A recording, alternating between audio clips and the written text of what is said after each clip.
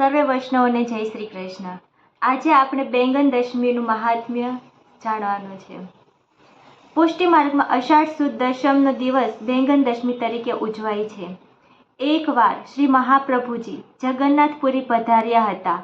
તે સમયે શ્રી જગન્નાથજીએ આજ્ઞા કરી કે પ્રભુને રીંગણ આરોગાવો, રીંગણ મને બહુ પ્રિય છે, પરંતુ આપ શ્રીએ શાસ્ત્રોક્ત 4 માસ રીંગણ વર્જિત છે એવું કહ્યું હતું।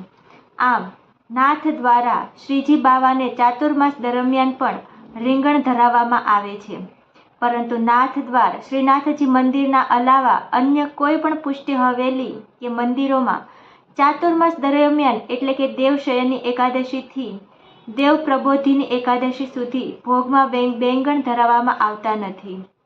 ઠાકોરજીને બેંગણ અતિ પ્રિય હોય અને 4 માસ સુધી એનો ભોગ ધરાવવાનો ના હોવાના કારણે અષાઢ સુદ દશમના દિવસે તમામ પુષ્ટિ હવેલી અને મંદિરોમાં ઠાકોરજીને રીંગણનો શીરો, રીંગણની કચોરી, રીંગણના ભજીયા, રીંગણનું શાક, રીંગણની પૂરી, રીંગણના થેપલા, રીંગણના તળેલા ચકતા, રીંગણનો ઓળો, રીંગણની કઢી, રીંગણના ભાત, રીંગણના મોહનથાળ વગેરે જેવી રીંગણની 36 પ્રકારની સામગ્રી બનાવીને ધરવામાં આવે છે।